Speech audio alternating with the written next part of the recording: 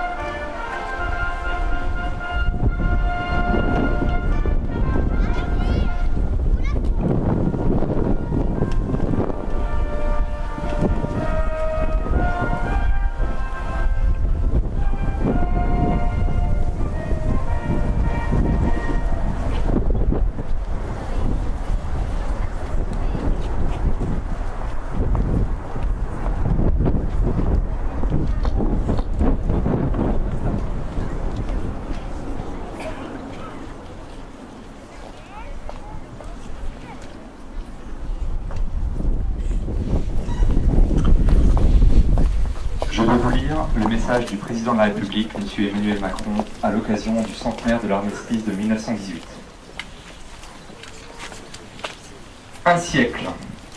Un siècle que l'armistice du 11 novembre 1918 est venu mettre un terme au combat fratricide de la Première Guerre mondiale. À cet affrontement interminable, nation contre nation, peuple contre peuple, avec ses tranchées pleines de boue, de sang et de larmes. Ces orages de feu et d'acier qui grondaient par tous les temps et déchiraient les ciels les plus calmes. Ces champs de bataille éventrés et la mort omniprésente. Le 11 novembre 1918, un grand soupir de soulagement traverse la France. Depuis Compiègne, où l'armistice a été signé à l'aube, il se propage jusqu'au champ de bataille. Enfin, après 4 interminables années de bruit et de fureur, de nuit et de terreur, les armes se taisent sur le front occidental. Enfin, le vacarme funeste des canons laisse place à la clameur allègre qui s'élève de volées de cloches en sonneries de clairons, d'esplanades de grandes villes en places de villages. Partout, on célèbre alors avec fierté la victoire de la France et de ses alliés. Nos poilus ne se sont pas battus pour rien. Ils ne sont pas morts en vain. La patrie est sauvée. La paix, enfin, va revenir. Mais partout aussi, on constate le gâchis et on éprouve d'autant plus le deuil. Là, un fils pleure son père. Ici, un père pleure son fils. Là, comme ailleurs, une veuve pleure son mari. Et partout, on voit défiler des cortèges de mutilés et de gueules cassées. Françaises, Français, dans chacune de nos villes et dans chacun de nos villages, Françaises et Français de toutes générations, et de tous horizons, nous voilà rassemblés en ce 11 novembre. Pour commémorer la victoire, mais aussi pour célébrer la paix. Nous sommes réunis dans nos communes, devant nos monuments aux morts, pour rendre hommage et dire notre reconnaissance à tous ceux qui nous ont défendus hier, mais aussi à ceux qui nous défendent aujourd'hui, jusqu'au sacrifice de leur vie. Nous nous souvenons de nos poilus morts pour la France, de nos civils, dont beaucoup aussi ont perdu la vie, de nos soldats marqués à jamais dans leur chair et dans leur esprit, de nos villages détruits, de nos villes dévastées. Nous nous souvenons aussi de la souffrance et de l'honneur de tous ceux qui ont quitté leur terre et sont venus d'Afrique, du Pacifique et d'Amérique sur ce sol de France qu'ils n'avaient jamais vu et qu'ils ont pourtant vaillamment défendu. Nous nous souvenons de la souffrance et de l'honneur des 10 millions de combattants de tous les pays qui ont été envoyés dans ces terribles combats. Françaises, Français, nous sommes aussi unis en ce jour dans la conscience de notre histoire et dans le refus de sa répétition. Car le siècle qui nous sépare des terribles sacrifices des femmes et des hommes de 14-18 nous a appris la grande précarité de la paix. Nous savons avec quelle force les nationalismes, les totalitarismes peuvent emporter les démocraties et mettre en péril l'idée même de civilisation. Nous savons avec quelle célérité l'ordre multilatéral peut soudain s'écrouler. Nous savons que l'Europe unie, forgée autour de la réconciliation de la France et de l'Allemagne, est un bien plus fragile que jamais. Vigilance, tel est le sentiment qui doit nous inspirer le souvenir de l'effroyable hécatombe de la Grande Guerre. Aussi, serons-nous dignes de la mémoire de celles et de ceux qui, il y a un siècle, sont tombés. Ainsi serons-nous dignes des sacrifices de celles et de ceux qui, aujourd'hui, font que nous nous tenons là, unis, en peuple libre. Vive l'Europe en paix, vive la République et vive la France.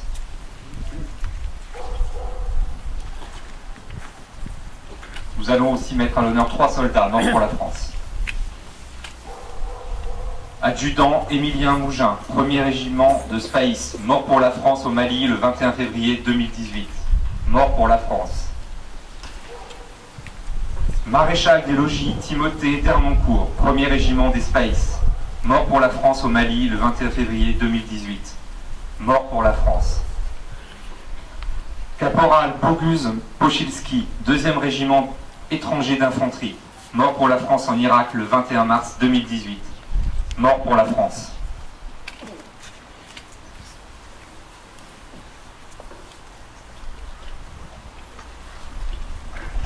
Nous allons maintenant faire une minute de silence.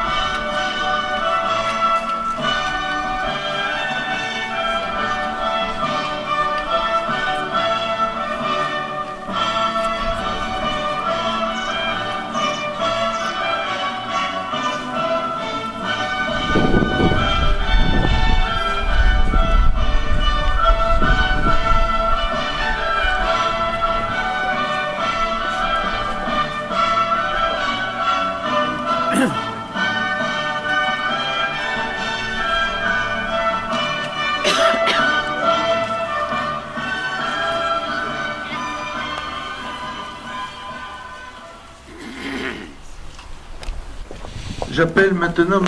Yves Dufouil à nous rejoindre pour remise de décoration.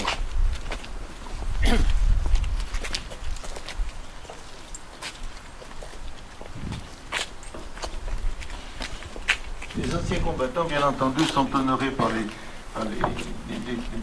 ce qu'ils leur est donné par l'armée, mais aujourd'hui nous remettons les décorations qu'ils sont habilités à porter. Au cas particulier pour Yves Dufouil, nous lui remettons la médaille du combattant.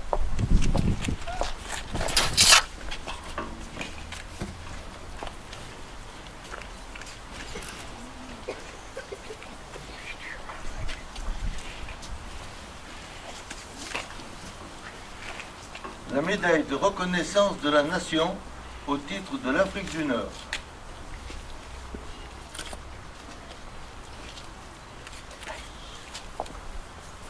Et enfin, la médaille commémorative des opérations de sécurité et de maintien de l'ordre en Algérie.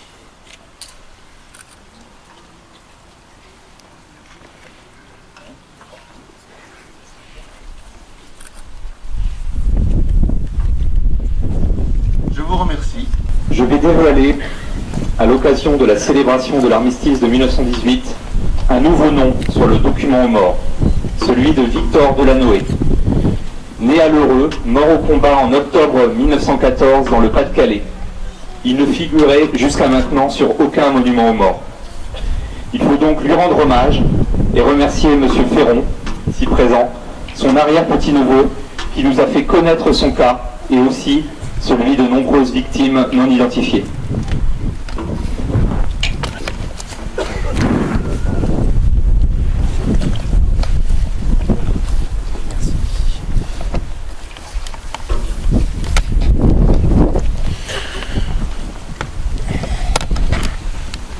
Vous voulez dire un petit mot? Monsieur le maire, mesdames et messieurs, je vous remercie infiniment pour cette petite cérémonie très émouvante qui rend hommage à Victor Delanoë, comme l'a dit monsieur le maire, un enfant du pays qui vient ainsi rejoindre les siens, ceux qu'il a connus durant son enfance et sa prime jeunesse, au moins avant la Première Guerre mondiale. Il se trouve que je suis là l'un des rares descendants indirects de Victor Delanoë, puisque Victor Delanoë s'était marié un an seulement avant le début de la guerre, et il a été touché, donc, comme le rappelle monsieur le maire, en octobre 1914. Une vie très brève, un parcours militaire plus bref encore, puisqu'il a été mobilisé le 25 août 1914, il a rejoint son régiment, le 41e régiment d'infanterie de Rennes, le 25 août 1914. Il a suivi un mois d'instruction.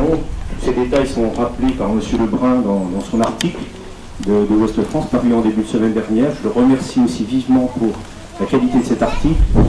Le 25 septembre, il rejoint le 41e régiment d'infanterie de Rennes, qui a déjà été sérieusement éprouvé depuis le début de la guerre.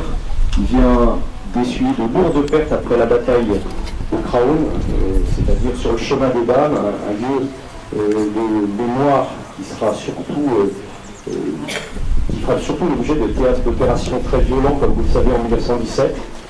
Et puis là, il rejoint un régiment décimé, en grande partie. Il arrive comme renfort et il va, lui, essuyer un choc terrible à la bataille de Neuville-Vitas, tout près d'Arras, où se tient le 41e régiment d'infanterie. Il va combattre pendant quelques jours, puisque la bataille dure à peu près 5 jours. Les combattants combattent pendant 5 jours, 5 nuits. Ce sont des combats terribles. Le village est complètement écrasé par l'artillerie allemande, qui lance assaut après assaut ses troupes de choc. Et puis le choc bien, justement, est tenu par ce régiment breton, le 41e régiment d'infanterie de Rennes. Et c'est au cours de ce combat que, précisément, Victor Delanoë va trouver la mort. Il portait un képi comme celui-ci qui a été trouvé justement tout près de Neuville-Vitas il y a quelques années, et il est probablement mort avec cette baïonnette entre les mains, puisque les combats de Neuville-Vitas se sont essentiellement déroulés au corps à corps. Donc on imagine la violence de ceci. Il a été ramassé entre guillemets par les Allemands, après le repli obligé du 41e, et il est mort quelques jours après de ses blessures de guerre. Il était gravement blessé